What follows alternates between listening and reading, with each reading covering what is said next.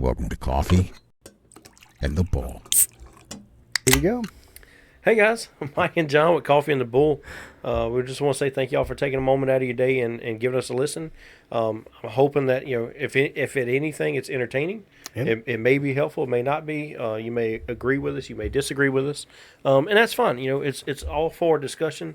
That has been the goal of this from the time we started was honestly just normalizing guys talking to each other. And we're gonna be taking a topic from a dad standpoint, a father standpoint, so one we've kind of tapped into a few times, as far as like our kids looking at us as their hero, right, and being present to be the hero, right, and so we're gonna be approaching it from that standpoint. So if you are not a dad or you're not a father, something like that, you may be standing in the shoes of a father or something like that, and honestly, to get on a little bit of a soapbox, I don't have step kids, but I know a lot of times stepdads kind of take a backseat role to fathers, and there's this idea that hey, they're your step kids, so you obviously don't know what you're talking about, right? And that's not the case. You got a lot of guys who they may not be their biological children, but they really step up and they fill them shoes and they care for a kid that they don't have to, and I've got to commend that,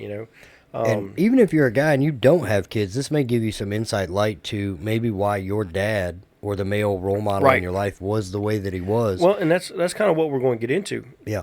Because I know for me, like, I held a little resentment towards my dad for a little while until I realized, like, why he was the way he was and why he treated me the way that he treated me. Because, like, and this is not to jump too far ahead in it, but, like, I remember being a little kid when Daddy was in the Army, and that dad was way different than the dad when we got out of the Army, because the military provides you with financial stability, housing stability, insurance stability. All you got to do is go to work on time. There's really no, I mean, there is, but there really isn't a step out of line and lose your job type situation. And then when we lost that, when he got out of the military, became a civilian, and started working in regular jobs, there was a whole different level of stress, making sure he had money to put food on the table and a house, with a roof and clothes on our back and stuff. So if you guys haven't guessed the premise, we're basically going to be talking about how right now our young kids look at us as this untouchable, invincible hero, and we sometimes take the stressors of life and let them kind of come through us when our child acts up or doesn't understand. Right.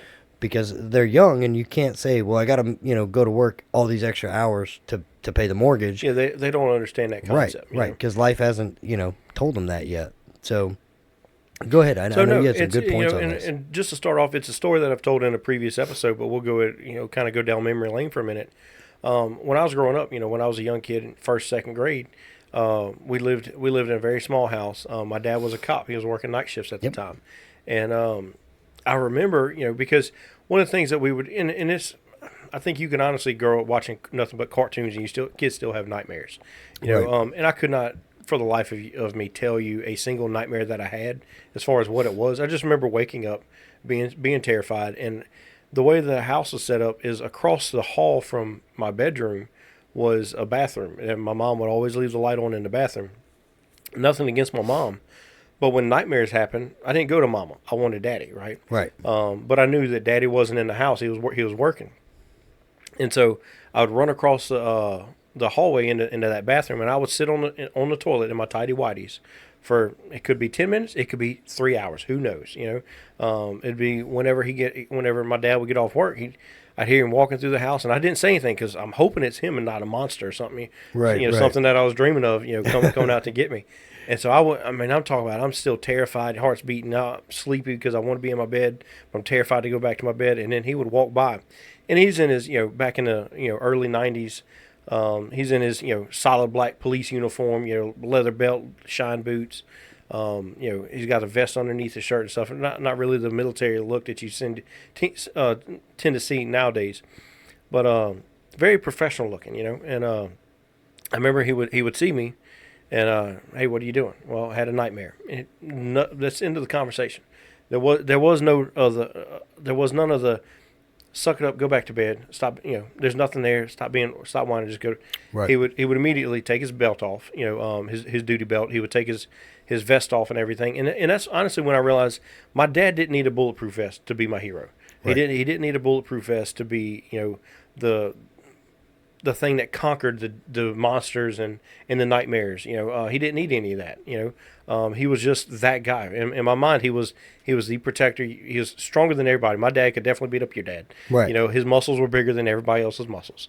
And it also helped that my dad was 6'4", almost 300 pounds. That helped He's a little bit. Big man. It's easy to.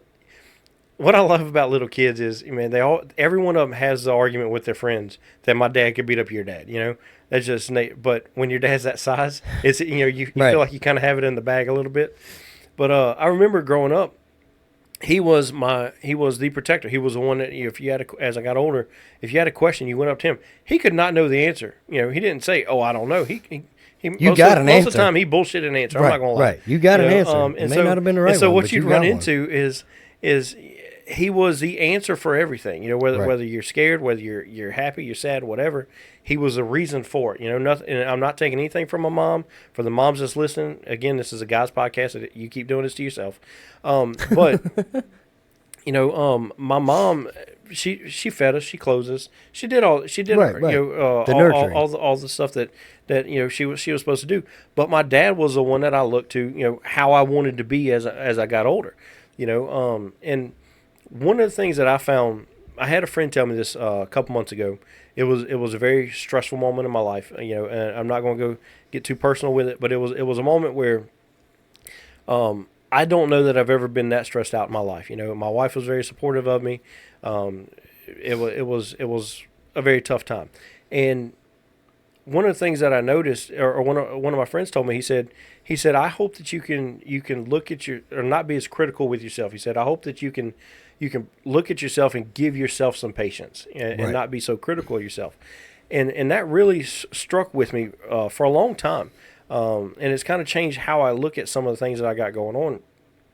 Because we get overly critical, especially, we don't have the playbook as dads. Right. Our dads didn't have it. They made mistakes, and we don't mind critiquing them on theirs. Oh, you shouldn't have done this with me, or shouldn't have done that. But we also look at ourselves that same way. Dads tend to look at themselves as being failures. And that may be more of a parent thing. I don't know. I'm not a mom, but I know from a dad standpoint, I look at how I raise my son, and I feel like I do a bang up job with it. But there's still areas where I'm like, man, Right. I shouldn't have done that. I should have, should have played with him more. Should have did this or that or whatever. And you're going to make mistakes as parents. Oh, yeah. That's just nature of the beast. But we get so critical of ourselves, and I think what we do is we forget that our kids are looking at us the same way that we looked at our parents. Right. At that age group. And one of the things that I grew up, my dad was, he was your typical early 90s cop dad, very authoritarian, go do this, go do that. You didn't talk back, didn't care what you had to say, didn't care what you was doing. If he told you to go do something, you went and you stopped what Right. you were doing. Stop what you're doing right and you now. went and did it Yeah. right then and there. You didn't say, "Oh man," because then you're going to get popped in the mouth. Right. And I'm not throwing any shade towards my dad. If your dad was like that, I'm not throwing any shade towards your parents. But what I'm getting at is they did things differently because that's was how they were trying to figure it out. In the Right. same way, we didn't get given a book and we're trying to figure it out. My dad was the same way. Well, one of the things that I try to do is I try to have a conversation with my son. Where we didn't when he was born, we didn't baby talk. Ooh, do Right. it in any of the baby voices. We always talked to him like he was a grown man or a young man at least.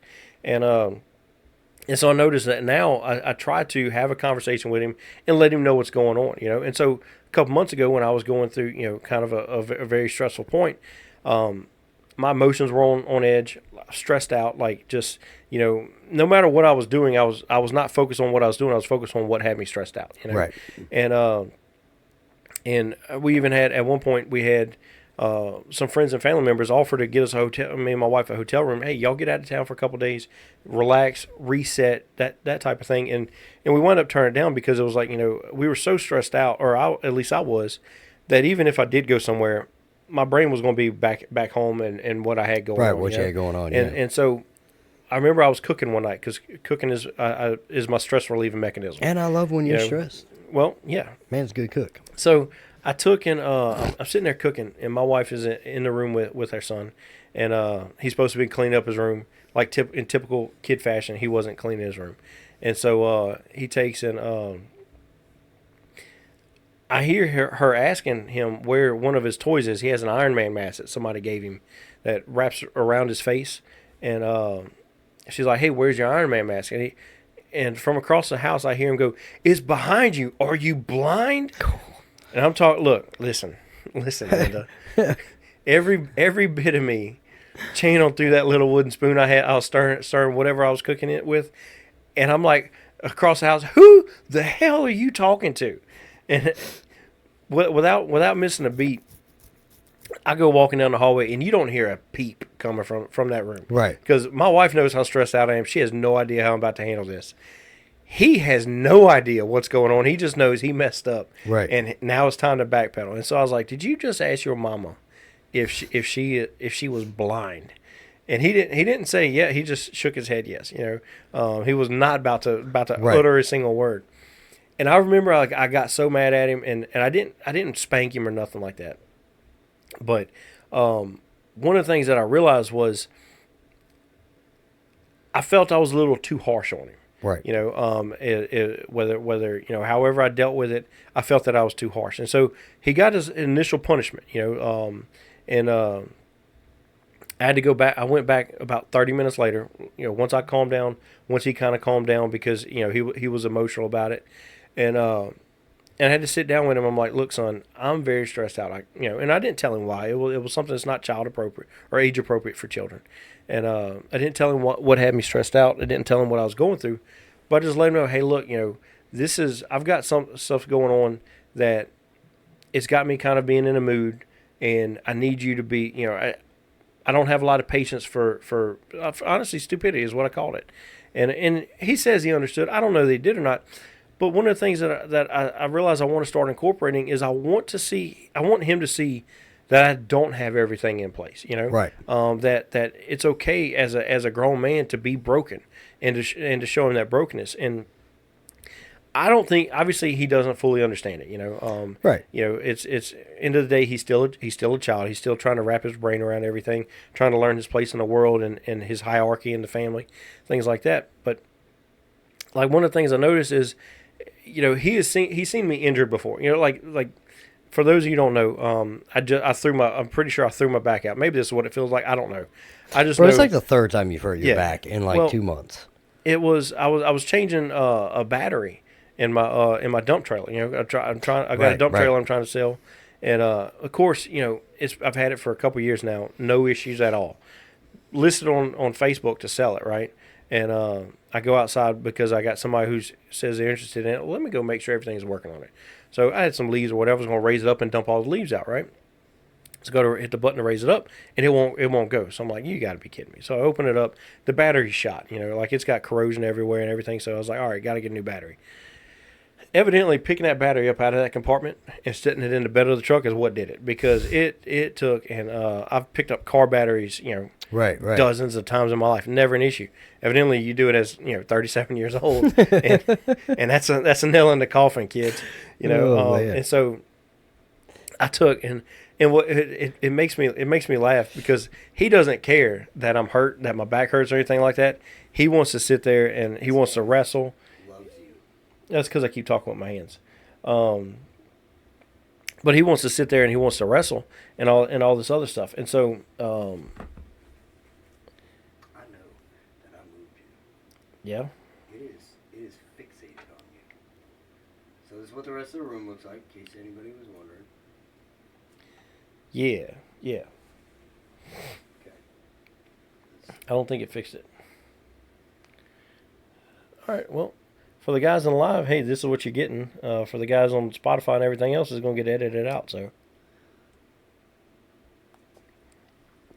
there we go. That's good. I quit talking with my hands. Yeah, I don't know what to do with. Yeah. That camera loves you. And I turn that off every single time. Every single time I make sure I go in and I turn it off, and it turns itself back on. That camera's still not right. That's it's going to make me so mad. Keep going, though. No, it's not the same. We'll edit it in a minute. There we go. Mucho better. All right. All right. So those are y'all on live. We'll continue going on. So anyway, I'm sitting there and I changed the battery out in the dump trailer, right? And when I go to stand up, it didn't move. I know, it just made me laugh, but it just randomly is like, when Michael's important. When I go to stand up, I realize if I stand up straight, like I'm not doing anything. If I just stand up straight, my back is screaming in pain, like it's shooting up my back all the way to the base of my head, and so I do the only thing that I can do to alleviate the pain is I bend over, right? Right. And so taking all the innuendo jokes out, and we're going to be grown men about this, right? Yeah, that's not a great. So that's I bend over and that's how I'm trying to keep my back from hurting. Well, the issue comes in, and this is if you've never experienced this, it's because you're not fat. The issue bending over is my belly blocks my breathing capabilities. And so I've got a decision now, right? I've got to decide either I'm going to breathe or I'm going to be in pain, one or the other. But you can't have you got to have one or the other. You got to have one or the other. And it's one of those, like guys do that. Would you rather? I don't know which one I'd rather right now because it hurt that much. Right. And so and of course, Brittany finds out about it. She comes home and she sees me just very visibly in pain, and she shows up. And when I tell you, I'm not saying there was a lack of sympathy, right? But there was zero sympathy. Your wife is either A or B. She's either excruciatingly helpful, right, or excruciatingly not helpful. Well, she's laughing. She's like, "Are you going to keep whining about this and all this other stuff?" And so I got to give it to her. There's nothing she's not a chiropractor. She's not a doctor or anything. So she embraces the fact she can't make it go away. So good luck to you, kid. But. So I'm in the position I'm in, and it's like the moment they sense a little bit of weakness. I think they're like sharks. They smell a little bit of blood in the water. My son, all of a sudden, he wants to wrestle. He wants to fight. He wants to jump on me. He wants to do all this, and I got to sit there and be like, hey, no, I hurt my back. Oh, you're hurt again. And that type of thing. And so, they can see us when. Hey, we have a physical injury that prevents us from doing something. Like I remember when I had shingles, on my arm or whatever. At that time, he was sitting in a recliner with me. Well, because I had the shingles on my arm, I didn't want anything touching my arm, and so it was he was counting down the days of how much longer it was going to be on my arm and all this other stuff. And so he has seen me in a physical state of being broken, for lack of a better term. But we don't tend to show them the mental side of things. Hey, stress out. Hey, I don't have the answers. I don't know what we're going to do. I don't know. I'm hoping this happens, but if it doesn't, we'll figure it out. We tend to shield our kids from that. And our parents did, for the most part, did the same thing with me. They didn't take in. You kind of had an idea what was going on, but I didn't really know what was kind of under the surface. While I'm being a teenager and being an arrogant little kid and all. I remember with my dad knowing when something wasn't right. Not like knowing, but like you could sense something was off. Right. And the one thing I always hated was you'd ask, like, Dad, you all right? Dad, what's wrong? You'll find out one day when you're older. Yeah. And it's like, what does that mean? Right. Like, what advice can I prepare is for it? Can I prevent it? Right. And so, like, you get to a point where you stop asking, and I feel like that's where we pick up some of that trait from when people are, hey, what's wrong? And you're like, don't worry about it. Or, no, I'm okay. And you try to roll it off your back like it's nothing, and it could be something, crazy. Right. And talking about, like, experiences as a child and stuff like that, like, I remember, again, this is a story I'm pretty sure we told around Christmas time. I remember when, like, my dad would come in the room, like, right before Christmas, and my little sister and I were called Irish twins. We were 11 months apart. So for the longest time, we shared a bedroom because the military, we weren't old enough to have our own rooms or qualify for our own rooms. So we're in a shared bedroom. We're like 4 at the time, 3 or 4. And I remember my dad coming in, and he was a lot younger, and he had these bulldozer trucks. Now, my dad is, to this day, a massive fan of, see, now I talk with my hands, and it's on me. Just keep going. So he comes in with this Caterpillar, Tonka trucks and stuff like that, and my parents are having a Christmas party. You may actually have to move the whole top piece. No, not that one. That one, yeah. Those of you on live, we're having these technical difficulties again. Somebody keeps talking with his hands. All right, I'll stop. That's perfect. I know it's perfect. You're going to have to fix the other one now. Go back the other way. Yep. Stop. Mint. Perfect. You're so good. You're good. Don't talk with your hands. I would have laughed if it moved. But no, so I remember him sitting next to my bed. My kid sister's passed out. And we're just playing with these Tonka trucks. My parents are having a Christmas party with a bunch of, military guys and their wives, and they're out in our living room. And, music's not crazy loud, but it's just parents having a get-together. And my dad is sitting next to me at maybe 31, 32 years old playing with Tonka trucks, Right. And then I remember him, kissing me on the head and saying, hey, you better get to bed before Santa gets here. And walking out of the room just like that. Spent 30, 45 minutes with me. He had just got home from work. He was still, half dressed in uniform. So it's like, I remember that to the time where it's like I'm 8, 9 years old and middle of the night, you're sick or a nightmare or whatever. Right. And I'd go into their room and mom's side of the bed was on the side that the bedroom door was on. So that when we would come in, we would wake mom up, not dad. And there was a time she went out of town. She was on a trip with my grandmother. And I went in the room. I was sick, man. I was puking everywhere. And I woke my dad up. I was like, Dad, I'm puking. And he was like, go wake up your mother. I was like, I don't know if you know this, Dad. She hasn't been here for like 3 days. Right. Then he was like, well, I guess you have to wait till she gets home. That was the sound medical advice I got from my dad. My dad's medical advice growing up was, like if you had a stomachache or whatever, it was 7-Up mixed with ice cream, vanilla ice cream.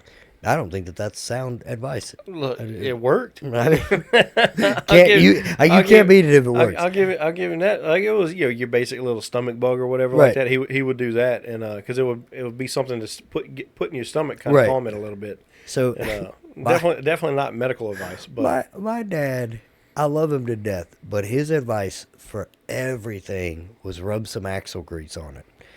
So fresh out of that. Right. Apparently, at some point in his life, he fell out of a bed of a pickup truck. And they were out on a farm somewhere. He fell out of the bed. He split his dome open. Like, top of his dome is split open wide.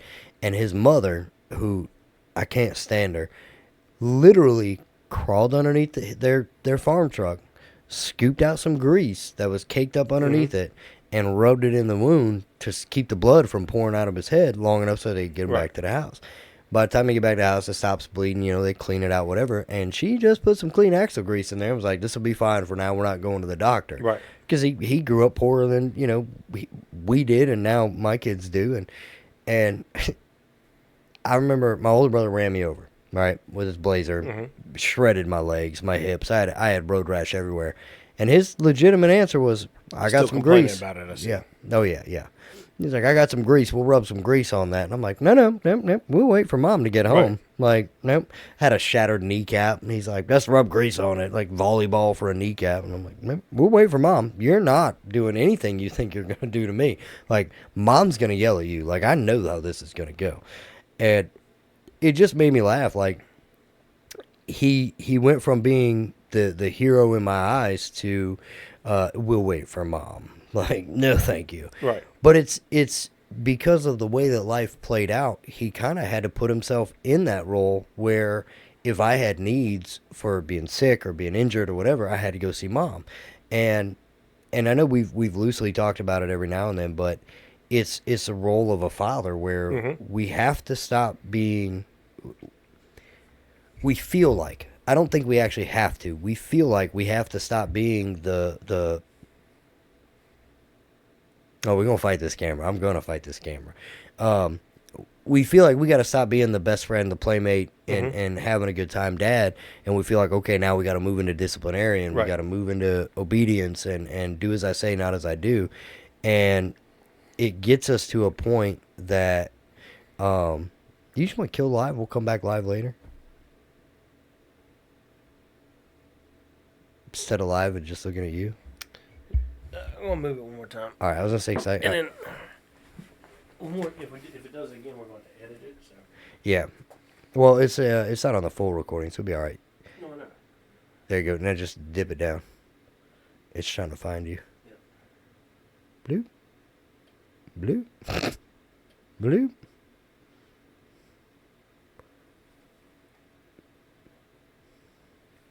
These things are stupid. Yeah, I would just end it. We'll fix it All right, later. well, we'll be back in about 30 minutes. Yep.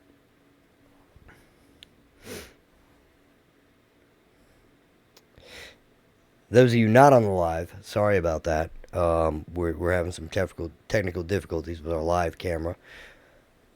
So essentially, I know you and I do it a lot as dads. Like we try really hard to not be our fathers. Not that our dads did something wrong necessarily, but that we want to give them a different view and outlook on life. Right. And that's like you and I both. We didn't baby talk to our kids. Now, granted, I feel like it's biting me in the butt a little bit more because I spoke to my son like he was an adult. Like Mm-hmm. I didn't baby talk him. I didn't Right. explain things dumber to him because he was a child. I speak to him even now to this day. I talk to him like he's a grown young man because I want him to be able to understand articulate conversation. Right. And I want him to be able to engage with an adult and not me no likey, or whatever the case Right. may be. And to be fair, it gives some of his arguments a little bit more validity when I'm like, why didn't you do this? And he's like, I'm just going to mess that up again. So, Well, so one of the things that I find is, or I've got to walk with a little bit of patience with my son in, because he's half you. yeah. Well, there's that. Yeah. But he carries on conversations with confidence. Yeah. In the same way that he does with his friends at school, he does with adults. And so what he thinks is the way that he talks to his kid or his friends at school is the way he can talk to adults. And that's not, obviously we know that's not Right, always the case. right. Like I don't want to raise a kid who doesn't have respect for adults and things Right. like that. I will say you probably have one of the most respectful, sweet little boys Right. I've ever met. Like Right. he's a very good kid. That might be his mama coming out of him. I don't know. I've met his mom. I don't know about all that. One of the things that I remember growing up, again, She's my mean to dad me. was very authoritarian, and it was, you're going to do what I told you to do, no back talking, no. Right. And so what it is, it instilled a lack of confidence that honestly I had to overcome, as I became an adult. I was very respectful as a kid. You just didn't feel like you had the ability to make your own decisions. I didn't, honestly, lack of a backbone or whatever. Right. Like it was always. I found myself always looking down, things like that, and it was, obviously if somebody, an adult asked me to do something, I'll go do it in a heartbeat. But as life went on and I started filling roles where people are looking at me for answers or whatever. Right. Obviously, you can't be that way. You have to have an answer when it's time to have an answer. And so that was one of the things I had to overcome. Getting into adulthood was developing that confidence. Nothing Right. against my dad. He didn't wake up. Whenever he brought me and my brother home from the hospital and say, you know what, I'm going to raise these kids and not have any confidence. That's not what his goal was. He wanted to raise young men. And in the same way, my goal is not to have a kid who's going to backtalk. It's right now he's learning that not every conversation that I have, if I'm talking to my friends at school about getting kicked in the balls and everything else, that's probably not the best conversation to have with the women at church. Right. And so he's learning that there's boundaries sometimes. I think something about our parents was that they wanted to raise us to be disciplined, obedient young kids, because in their mind that's what would raise strong, confident adults. But really, it took away our decision-making abilities. Right. And that goes into the corrective measures that were taken afterwards. And I know something you and I both do with our kids is you can make a mistake. We're going to correct that mistake, whether it's a good talking to or maybe a pop on the butt or something like that. But we also addressed it afterwards. Right. When the chaos has calmed down, we have a conversation afterwards. Hey, this is what you did. This is the part of what you did that was Right. not okay, and this is how moving forward we're going to address it. And I hated the statement. My dad used to say this all the time. He had two of them. I'm going to give you something to cry about, and this is going to hurt me a whole lot more than it's going to hurt you. Both of those things I felt were lies. Because first off, I'm already crying. I don't need anything else to Right. cry about. And number two, you and I both know damn well. My dad always said that after he whipped me. Right, right, Like, right. I'm sorry, it's physical pain. Right, right. You know? Like, you already gave me something to cry about. Right. Why do we need to add some more to it? But those are two things that I will not tell my child. I'm never going to tell either one of them, like, this is going to hurt me more than it hurts you. And I'm never going to tell them, like, I'll give you something to cry about, because I know the thoughts I had. I remember them vividly. Mm-hmm. Like, literally, we just said them. Right. But I think that it lacked, if he had brought me more to the side afterwards, and I remember the one time he ever did, and I was a bad kid. We've gone over this before. I was a bad kid, and to the point that, like, I would have to go see my dad every day. This went on for probably 3 months. Every day I'd get 20 spankings, Right. whether I did anything or not. And it was literally for what I did that I shouldn't have done, what I shouldn't have done that I did, and the things I did do that he didn't know about. Guaranteed 20 spankings. Like, I knew it was coming. I could have a great day. I had to go see my dad to get spanked. And after like 3 months, I remember going in, and he came in and he sat down next to me and he put his hand on my shoulder and he said, I don't know about you, but I'm about tired of beating you. And I was like, I'm glad we finally got to this point, because I'm about tired of getting beat. And it was the last day he ever spanked me. It was honestly the last day I ever got popped for anything, you know. And he was like, if you could just stop for like 3 years, just stop being stupid. Right. Make it to your 18th birthday, and then I don't have to do this anymore. If you could just stop.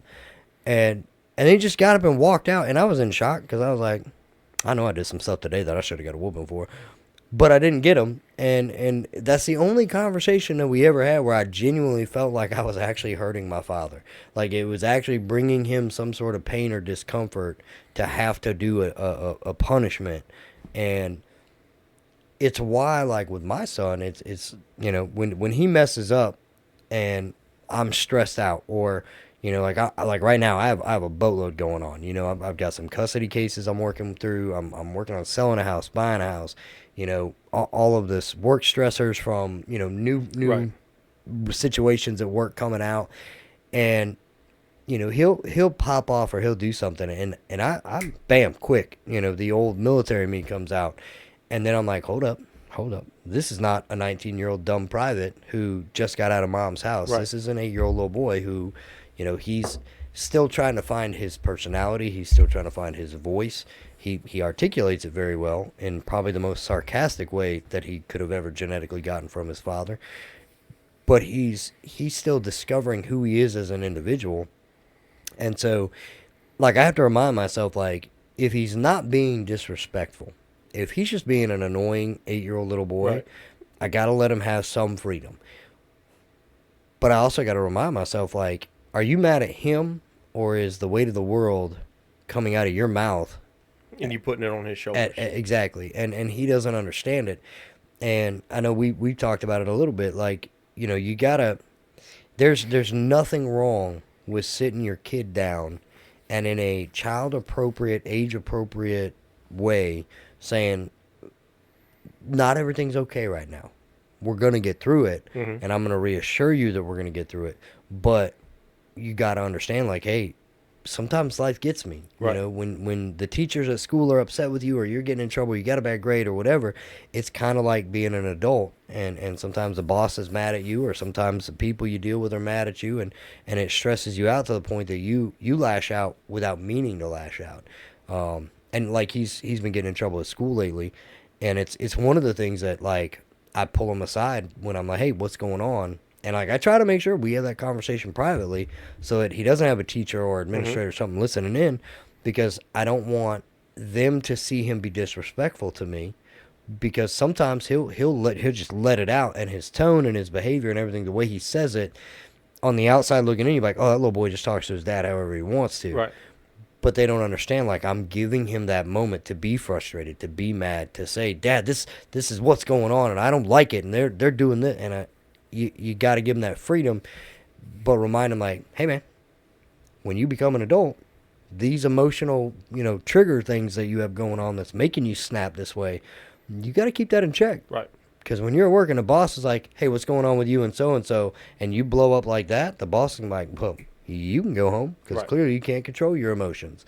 And I think that we, as dads, unlike our dads, we're not necessarily raising them to just be obedient and what's the word, subservient? Is that the word? Yeah, that would fit. Yeah. Right. We're not just raising them to be that way. We also want to raise our children to be leaders. To walk, you know? walk with confidence. Right. And it's one of the things that I think is why, like, my son and your son sometimes butt heads, because they're both trying to be that confident, like, I'm in charge, I'm the leader guy. And I think it's funny when they do it. But it's just something that we weren't given as kids. You know, like, our parents, it was always, if your friends jump off the bridge, are you going to jump off the bridge too? How high is the bridge? Right. What are we jumping into? Is it over a railroad track or is it over a river? Right. It's a river. I'm going in. Like, in a heartbeat. You see it now. Why are we jumping off the bridge? What's on this bridge I'm trying to get away from? Like there's other questions here. Was I dared? Was it the last one in gay? Like, how did this work out? Like, and I see the meme now on Facebook, and it makes me laugh every time, where it's like, Mom, you don't understand. You bred a leader. It was my idea to jump off the bridge. You know, like, but I look at it now and, like, the way that our parents raised us, right? And anybody that knows you or I, whether they, you know, follow us secretly and randomly accidentally like our videos on Facebook and then delete unlike it because they don't want to get caught, we see you. So anybody that knows us sees us as leaders. It is what it is, whether we mean to be or not, whether we're leading in the right direction or not, especially if you're following me. We're seen that way. And I think it's because we were raised in that frame of mind to be seen and not heard, you know, do as I say without question constantly.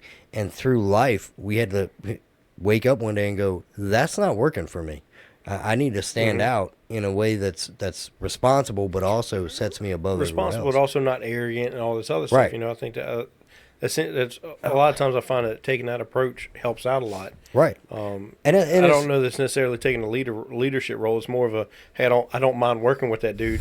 So, you know, yeah, I'll work with him. He's not going to, you know, leave me hanging or whatever. But I remember there was a story that I got told by a guy when I was in college, and he used to be a professional football player, and he was working at the warehouse as a supervisor. You know, pretty high up. That's quite the change in roles. Yes. Well, evidently he wasn't quite the football player he thought he was. You know, and I say that I'm not even throwing shade. Obviously, he was good. He made it to the professional, it to the professional level. But that's a whole different animal. I don't know if it was an injury or, you know, he just got cut. But for whatever reason, he was not a professional football player anymore. And so he was big into weights, you know, weightlifting and going to the gym and all this other stuff. And obviously, I'm not. Like, even at this time in my life, I think I was 175, 180 pounds or whatever. Even then, I wasn't into it. I've always been like I had an athletic type approach to things, but I'm not going to the gym all the time. And so he was telling me he's sitting at his house. He's got a one of them workout benches or whatever. And he's sitting there bench pressing. And his daughter at the time, I think, was like 4 or 5 years old. And he said he's in the middle of one of his sets. He's doing, you know, bench pressing, and she comes up and just right into McNuggets, right? Ooh. And I remember laughing, like, and I laugh even now about that story because one, you know, he's in a lot of pain. There's nothing he can do. And he told me, he said, you know, he said, I hate it, but he said, I think she was 4. He said, my 4-year-old took a 14-year-old's ass whooping. Right.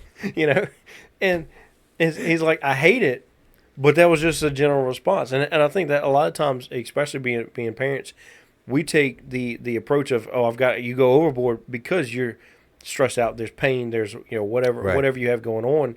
And those children take the brunt of that. Now, granted, children are very resilient. I do not believe that 2 or 3 little incidences of you losing your mind is going to squelch them, you know, their personality for the rest of their life. It's not going to sit, you know, they're not going to be sit there, you know, looking like, you know, gun-shy dogs or whatever. Every time you raise your hand, they're ducking. But it's not something that, obviously, you don't want to ignore it. but it's not something that you can't mend. For those of us we've crossed that bridge where you're like, man, I should not have yelled at him like that. I shouldn't have spanked him or whatever. No, let's get it. They earned a punishment. Right. They did something to earn a punishment. Right. But they just may not earn the level that you gave it to them. And one thing I've learned is I don't back down on the punishment itself. Like, and I'll be the first to admit, 1 or 2 times I may have gone overboard with the punishment. Whether it was, and it's not always physical. Like I don't consider spanking or whatever. And as you can tell, sometimes the go-to. Right. Like that is my last ditch effort, or like your life was in danger momentarily, where you could severely have been hurt. That's when I think that pain remembrance is important. And so, but like I've chewed my son's butt. I've read him the riot act, and I've put him in his place that way. But one of the things that I do remember from my childhood that stands out more than all the whoopings I got, and honestly, if the whooping wasn't funny, I really don't remember it. And I know that sounds weird because I've got some funny butt whoopings that I got, but it was the conversations that would come after that whooping.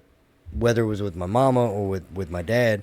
Not that there were very many with my dad, but, my mom would sick my dad on us because I hated that. Wait till your father gets home. Right.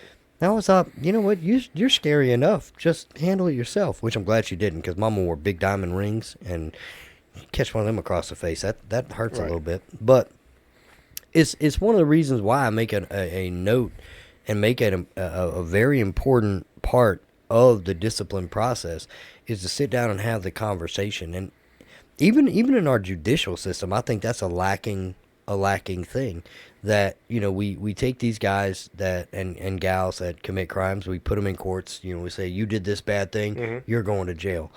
And sure, we do rehabilitation and stuff like that and programs through the jail, but we never really break down an understanding. Like, don't get me wrong, like, obviously you killed somebody, you did something wrong. Like, there's no killing is bad, you shouldn't do that. But I feel like there's more to it, and understanding another side of the things, and like we've had the stance before, or at least a conversation, if we go and we find somebody shoplifting, they're shoplifting a thing of bread and peanut butter. Right. They're trying to feed themselves. That's a whole different story. And I know we talked about it. I used to keep a credit card at the Dollar General because it was like, I knew that there was a little boy. I say little boy. He's probably 16, 17 years old. And he would come in at least once a week and shoplift a loaf of bread and peanut butter and jelly. And that's what he would feed himself, his younger brother, and his younger sister. And I couldn't really fault the kid.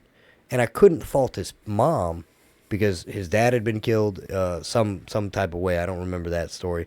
But mom was working 2 to 3 jobs, and she was barely making ends meet. So I got a credit card. I would charge it up every 2 weeks, and I just left it at the store. And I was really good with the manager that worked there. She was a very trustworthy young lady. I said, look, when the kid comes in, just rack it up. Tell the cashiers, leave him alone. Let him get what he's got to get. And one day, if I happen to catch him or I happen to be around, I'll have a conversation with him, and we'll go from there. He actually ended up getting a college scholarship. He's a very bright young man, but it was one of those things where it's like, there's no lesson there to be taught. Correcting him or taking him to jail, his side of the story is it's out of need and necessity. It's not out of want and greed. Whereas that guy that's going in there and they're stealing the laundry detergent and everything else, and it's just so they can sell it on Facebook, and it's like, bro, come on. Like, get a job. Those are the ones you want to see punished. And I really feel like that's the important part of the conversation afterwards that we talk about when we go to those calls with the guys wanting to check out, or the guys that commit these petty thefts to sustain themselves, where we have that conversation like, do you need something? What can we do to help you? I feel like if we address it at younger ages, we might be able to prevent some of these things. Right. Where they get to a point that our kids don't have to go steal food, and they don't have to steal clothes and blankets and stuff like that. They have the ability to call on somebody and say, hey, I need help. And that's, again, one of the main reasons we started the podcast, so that grown men can ask for help without that fear of retaliation and judgment. And look, I say it all the time. You're going to get jokes. Like, you and I both, we're gonna make jokes, and I'm gonna harp on things that you do, and you're gonna harp on things that I do.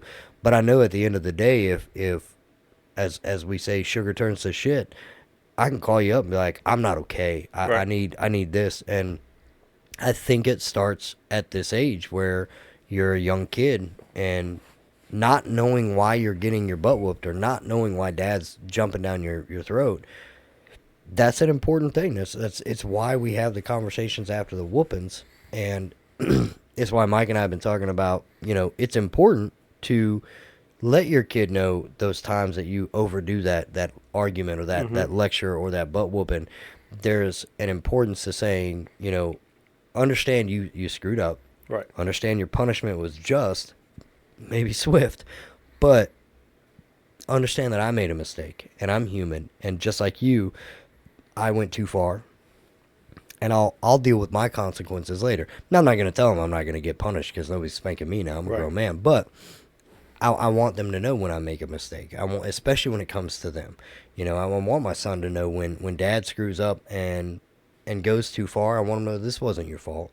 Like, yeah, you made a mistake, but it wasn't your fault. Well, and so I think one of the things that when you do that and you show your brokenness to your kids, I think you don't just stop there, and that needs to be understood. Is you don't just say, "Man, I'm stressed out. I don't know what I'm going to do," or anything like that, because they still look to you for comfort. They still look for you for security, and so when you do that, what you take and you show that, hey, you can be broken. But then when you repair yourself in front of them, they get to see that also. Right. And so that they get to see that, hey, he hit these low spots and he comes out of it.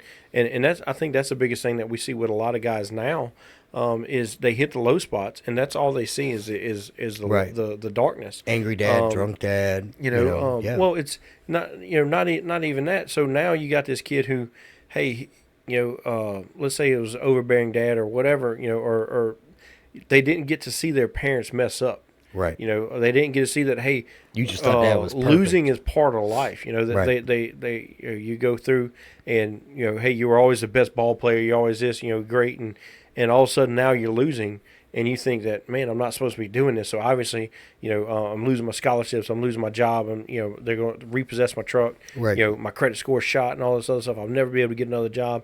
And so you go through all that thought process. And when you get stuck in that, you start, that's when it makes sense.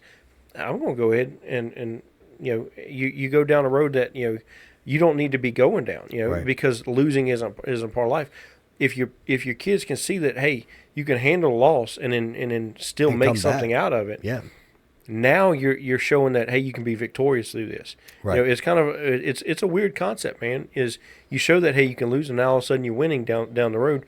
It changes their mindset because kids are watching everything you do. Right. And anybody who says that they don't watch doesn't have a kid, because everybody who's got a kid knows you don't have to tell them not to say curse words, because they're going to hear you say them. They're going to hear you say them. All of a sudden it's all cute and cuddly, and all of a sudden they drop the F-bomb. You're like, where'd you hear that from? Right. I have no idea where she heard it 1,000 times right. prior to this.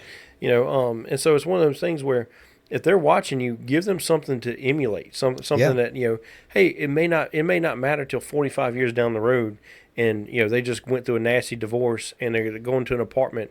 They left the $300,000 house and now they're going to an apartment, right. and there's nothing in there but a folding chair, and they got to figure out how to make it work. And I think that's kind of what I want to instill in my son is, hey, Daddy didn't have all the answers. He didn't take and he didn't have everything beat. He didn't have everything figured out, and I'm not the epitome of success. I want him to know that, right? So that he knows that, hey, it's okay to lose, right? And see, and I want my son to be able to grow into the young man that I can see him being, right? And it's one of those things where obviously not every situation, not every circumstance can we push onto our kids, because that's too much for a child.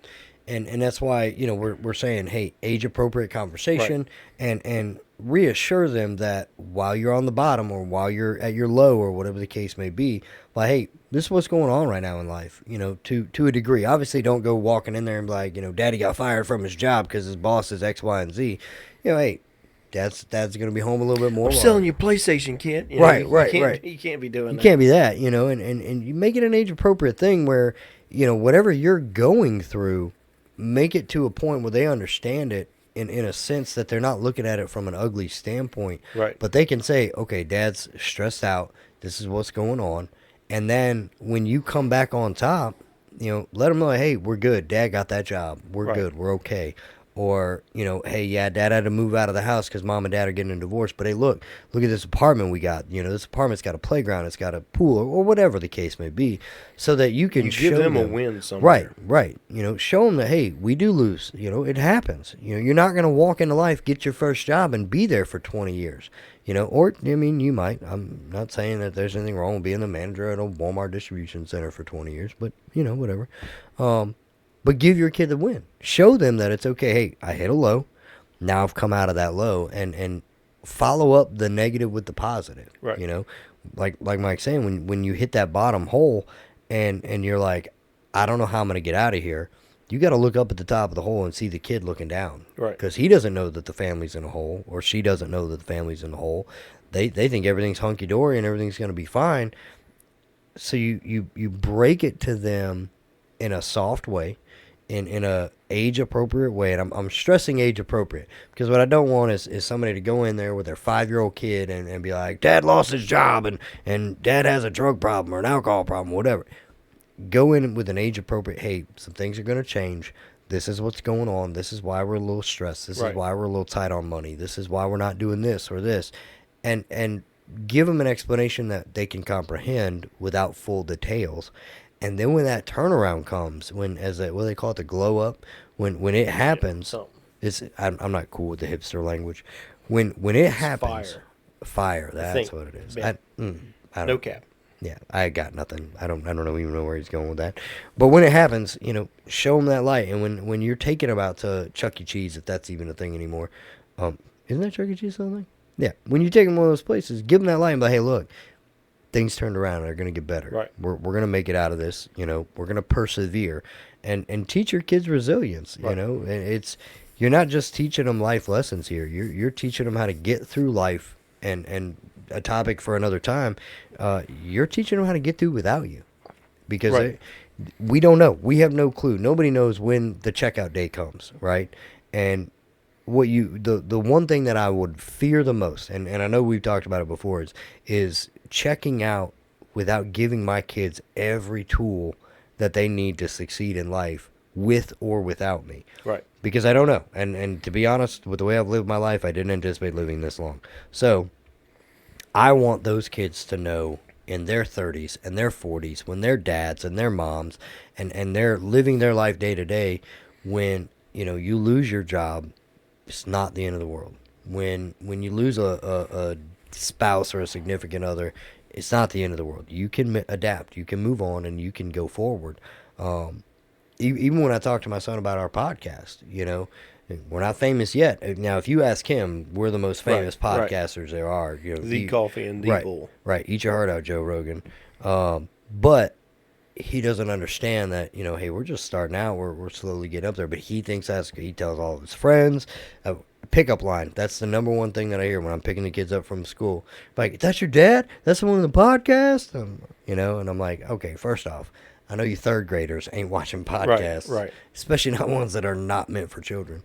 But it's showing him that, the lesson I want him to take from it is, I'm almost 40 years old. This was not something at 8 and 9 years old I would have said, I'm gonna grow up and be a podcaster. I don't even think YouTube was around when I was 8 or 9 years old. I don't think so. It's showing them that you can do almost anything. I don't tell them you can be anything you want to be. I do not tell my kid that, because let's be honest, that kid's not going to be the president. All right, like, if he is, God help America. But well, guys, that's gonna wrap it up for today. I hope you enjoyed the episode. If you may agree with us, you may disagree, and that's fine. Again, this is all about having a conversation and trying to work through some of this together. Again, we're not doctors. We don't have offering advice. This is just us having conversations. So I do want to say, just guys, hang in there. You're doing a great job. You're doing the best you can. Take it one day at a time. It's we all have bad days. You have days where you just, every time, man, you look up, you're like, I'm so tired of talking to people. Get through it. It's going to be okay. Yep. You're doing a great job as a parent. And I want, let us know what you want your next topic to be. Like we've been kind of going through, hey, I think this would be kind of a cool topic. Shoot us an email, shoot us a comment, something like that. Find a way. We're on all the platforms. We're on, got different ways. We respond to all the emails, all the comments, things like that. Let us know what you want to talk about. If this helps you, let us know. If it doesn't help you, if you're like, hey guys, y'all suck, that's fine too. You're not hurting our feelings one way or the other. So shoot us an email. It's coffeeandthebull@yahoo.com. Shoot us a comment on any of the platforms that you're listening on, and we'll definitely get with you on it. So big thing for you guys out there. Don't think you're going to screw up, because everybody else that's watching is going to say you screwed up. They're going to tell me and Mike we should have baby talked our kids. They're going to tell me and Mike we should have done X, Y, and Z. There's always going to be a critic somewhere who thinks that they can raise your kids better than you. And the truth of the matter is, nobody's going to be you than you. I 100% believe we are our son's first hero. We are our daughter's first example of what a true love should be like, which is why, I'm a firm believer in front of your children, you should treat their mother like the person that you want your daughter treated like. Same with your son, set that example for them and let everybody on the outside judge you, because they're going to do it anyway. You control you. You control what pair of pants you put on. You control whether your kid's happy with you or mad with you. So do what you think is best at the end of the day, and don't let somebody else's judgment or opinion affect the way that you parent your child. Because at the end of the day, as I always say, if you weren't there when I made them, you don't get a vote in what I do with them. At the end of the day, I like to go toodaloo. Stupid. I knew it was coming. For like 2 seconds you had me, and then I was like, no, he's gonna do it.